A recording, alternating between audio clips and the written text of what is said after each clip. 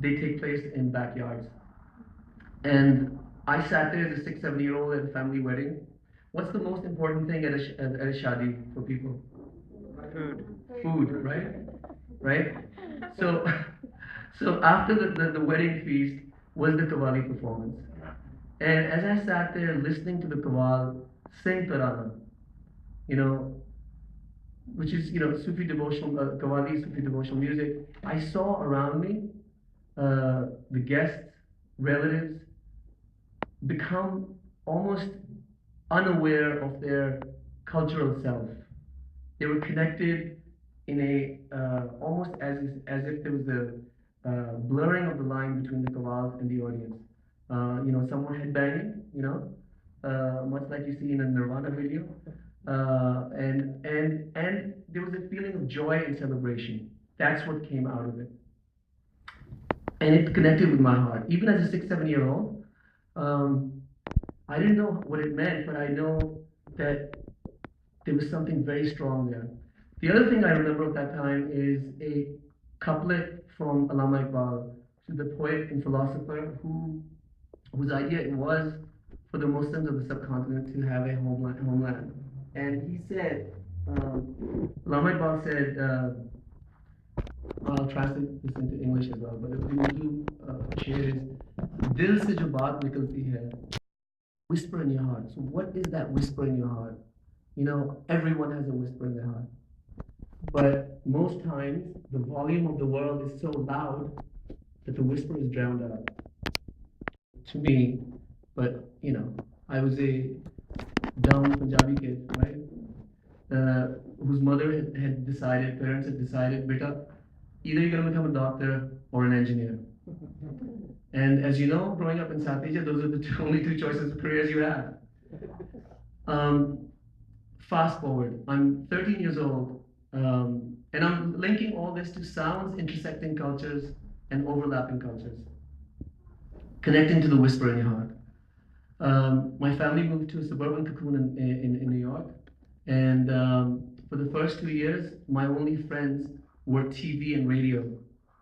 I was the only brown, overweight Muslim kid in my school. And, all I wanted to do was go back to Lahore. I felt, I'm going to be beaten back by this. The culture was conform or be cast out. So one day, a boy in school by the name of Danny Spitz came up to me. Either he felt sorry for me or he was trying to hustle a ticket. And he took out a red ticket from his pocket and he said, dude, you need to do something. I have this one ticket for Monday night. It's a rock concert at Madison Square Garden. So if you buy this one ticket from me, you can be cool like me. So, this is now after 2 years of not going out, I contemplated this. In one part of my brain, I was thinking, my Pakistani Muslim mother, hearing that I'm going to a rock concert, is going to, she's going to freak out. And on the other side, if I don't go to this now, I will be forever loser. So I bought the ticket from Danny Spitz. And I went home and I told my mother, it's a school project. The entire school is going, and there's only one ticket left for Monday night. And I have to go. Will you drive me? So she said, my mother's name is Shaheen, which means falcon. She looked into my eyes and she said, if you do drugs, I will disown you. And then she made me wear a yellow floral shirt, red and white striped pants, black boots, and a matching belt. So I would look good as I went out to this rock concert. So feeling like a geek, I was driven into New York City. And has everybody been to New York City, people? Yeah. So you know that Madison Square Garden is like it's the arena. So I asked my mother to drop me off 2 blocks away from Madison Square Garden because most of the young people there weren't being driven by their parents. And as I walked onto the pavement, I saw thousands and thousands of teenagers wearing torn jeans, t-shirts, peace signs and an expression which said dazed and confused. And as I walked in, it said on Madison Square Garden, "Welcome, live in concert, Led Zeppelin." So many of you might not know or would know that Led Zeppelin is probably, the quintessential heavy rock band that came out of which came everything else, Guns N' Roses, and so anyway, I walk in and I see, thousands and thousands of these teenagers everywhere waiting patiently for 1 hour, and there's this smoke building up in the concert hall, and it smells kind of funny as well. But I didn't know what it was, so then it's announced, "Ladies and gentlemen, please welcome Led Zeppelin." Lights go down, these red, blue, green laser lights hitting the stage, and the four performers come up on stage. One of them has a two-headed guitar, dragons painted on his pants, long hair, and he played this.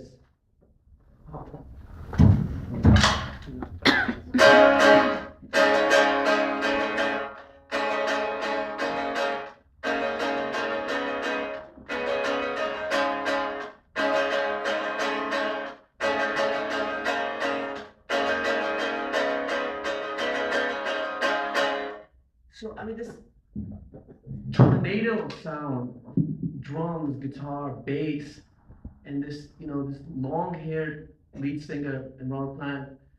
And while they play this, everybody in the hall is going, "Kashmir!" And I mean, I don't know about you, but it's a dangerous place. It's a place where, 3 wars have been fought, and I heard this, I said, "What's going on? Why are they saying Kashmir over and over again?" It was the name of the song. But for those 3 hours that they performed, again, the same thing happened to me, the whisper in the heart. It connected in such a visceral way that at the end of those 3 hours, I stood up and I said, "That's what I want to do for the rest of my life." And as you know, teenagers have outrageous dreams. Some want to be astronauts, some want to be firemen. I wanted to play the guitar, except in my family, there's no one who's been a musician ever. There's doctors on both sides, on father's side and mother's side. So I came back home, I said to my mother, "I'd like to play the guitar." So my mother looked at me and she said, "Well, most kids in school here, they work and they save up enough money and they buy the guitar." And she realized that this was enough for, me to forget about buying a guitar. But what is Junoon? Obsessive passion. In Urdu it means obsessive passion, that you pursue something with this uncompromising zeal, that until you achieve your goal, you never give up. Has Jazba Junoon to himmat na haar, just to juju asman. So anyway, I got a job as a busboy, cleaning tables, washing dishes. In about 6 months' time, I saved $200, and I went to buy a copy of a Les Paul, the same kind of guitar Jimmy Page played on stage, same color, but a copy. And I came back, and for the next 2 years, no one saw me, because I was in my room figuring out the art of playing the guitar, listening to the Beatles, listening to Santana, Clapton, Beck, everyone. And then by the time I was 16, my parents just realized there's something seriously wrong with our son. He doesn't come out, he doesn't meet anybody, and he only makes these sounds, which my mother used to say sounds like the screeching of dogs and cats. And one day, we had a surgeon uncle visiting from Pakistan. Who was a professor at King Albert Medical College, and my parents said, "Okay, please, can you go in and talk some sense into this boy?" And so my uncle comes in, and into my room, and I'm playing the guitar, and he says, "Salman Mia, what do you want to do for the rest of your life?" And so my uncle was standing there, and right behind him was a poster of Jimi Hendrix. And I just looked at him, I said, "Uncle, see that guy over there?"